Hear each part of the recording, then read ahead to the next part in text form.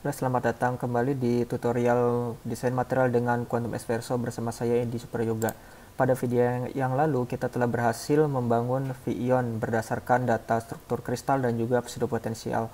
Nah, pada video kali ini kita akan membangun bagaimana initial guess atau tebakan awal dari NR kerapatan spin. Initial electron density NR ini dituliskan di bagian N elektron dengan menuliskan starting wave function, starting WFC. Nah, karena saya tidak menuliskan apa-apa di starting WFC, tidak menuliskan starting WFC di bagian elektron, maka kita Quantum Espresso akan mengambil nilai defaultnya. Nah, defaultnya adalah atomic. Untuk melihat input apa saja, kita kembali ke input description dari Quantum Espresso ke bagian elektron dan starting WFC. Di sini ada beberapa opsi yang bisa kita pilih, bisa atomic atau random atau dari file. Nah, defaultnya adalah atomic plus random, atomic dan random. Oke, selanjutnya setelah kita memilih tebakan awal dari NR-nya, lalu kita menghitung Hamiltonian ya sebagai fungsi dari N dan juga potensial exchange sebagai fungsi dari R. Dan setelah kita menghitung, kita hitung lagi potensial efektifnya yang terdiri dari potensial ion ditambah potensial Hartree sebagai fungsi dari N dan juga fungsi exchange. Nah, ini datanya diperoleh dari data pseudopotensial PBE dan RKJ. PBE ini exchange-nya, RRKJ ini adalah potensial ionnya. Nah, setelah menghitung potensial efektif, maka Quantum Espresso akan menyelesaikan ini persamaan konsum ya. Min setengah nabla kuadrat tambah V efektif R si R. Nah, ini perhitungan ini memakan RAM yang cukup besar ya, karena ukuran matriksnya juga besar. Maka ada suatu metode untuk memecahkan persamaan ini konsum, yakni kita bisa memilih cara mendiagonalisasi matriksnya dengan metode tertentu. Nah, kalau kita tidak menuliskan diagonalization di bagian elektron, maka defaultnya adalah Davidson. Dan metode lain juga bisa kita pilih seperti CG, CG-nya conjugate gradient. Nah, kita gunakan nilai default saja Davidson gitu untuk memecahkan persamaan ini konsum. Dan setelah persamaan konsum dipecahkan dengan tadi metode Davidson, maka langkah selanjutnya adalah menghitung dari kerapatan NR berdasarkan fungsi gelombang yang tadi kita peroleh, dikuadratkan dan dijumlahkan totalnya. Nah, ini adalah nilai kerapatan yang baru, new n. Dan nilai kerapatan yang baru kita bandingkan dengan kerapatan tebakan awalnya ya, N yang awal. Kita bandingkan, kalau masih ada default error, maka kita balikan lagi hitung sampai nilai errornya kecil, yaitulah proses self consistency. Nah, kita lakukan self consistency dengan memilih convergence threshold. Convergence threshold ini ada conv underscore thr threshold.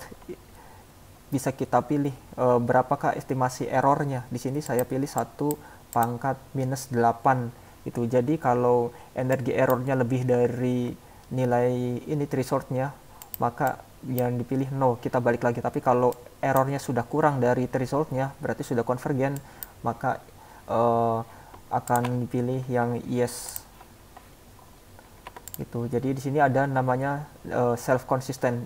Komputasi ini berulang-ulang sampai nilai thresholdnya dicapai.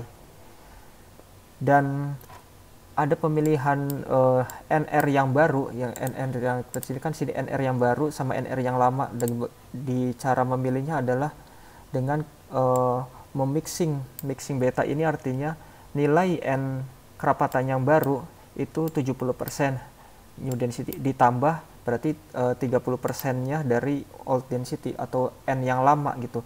Kalau kita pilih 0,7, jadi kita bisa pilih 0,8 berarti 80% dari new density ditambah berarti 20% old density. pada per step gitu. Jadi kita pilih bagaimana cara memixing nilai row-nya n atau n di sini gitu. Jadi setelah selesai perhitungan sampai konvergen, jika yes maka dia akan menghitung total energi gitu. Nah, sekarang kita coba ya kita menjalankan program Quantum Espresso ini. Tadi kita ke folder NI SCF, lalu kita ke terminal, caranya klik kanan lalu open in terminal itu. Kalau teman-teman sudah menginstal Quantum Espresso maka dan menaruhnya di sistem path, maka kita tinggal panggil saja. Cara memanggilnya ini komennya pw.x spasi kurung miring nama filenya. Di sini nama filenya SISCF. Kita tinggal ketik tab untuk melanjutkan, tutup kurung lalu si.scf.out gitu. Jadi ini nama Quantum Espresso-nya pw.x, lalu inputnya di dalam kurung scf.in, lalu tutup kurung, nama file outputnya nanti siscf.out. Kita tekan enter.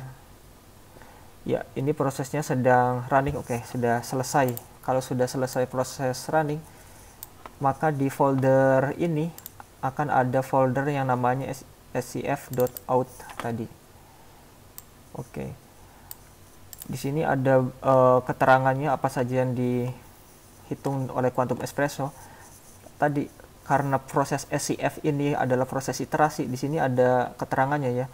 Ini ada iterasi yang pertama energi cutoff-nya sekian, dan iterasi kedua sampai berapa kali iterasi, ternyata sampai 7 iterasi diperoleh konvergensinya. Setelah iterasi selesai baru menghitung total energi. Dan cara melihatnya, lihat bagian ini total energinya berapa. Di sini total energinya minus 15,74 Rydberg gitu. Ya, itulah proses perhitungan Quantum Espresso di perhitungan sederhana dari SCF calculation. Mungkin teman-teman bisa lihat lagi di input filenya apa saja yang perlu ditambahkan, tapi program sederhananya seperti ini. Nah, pada video selanjutnya kita akan membahas bagaimana cara membuat atau menentukan nilai ini konvergensi dari energi cut off dan juga konvergensi dari key point. Oke, sampai jumpa di video selanjutnya.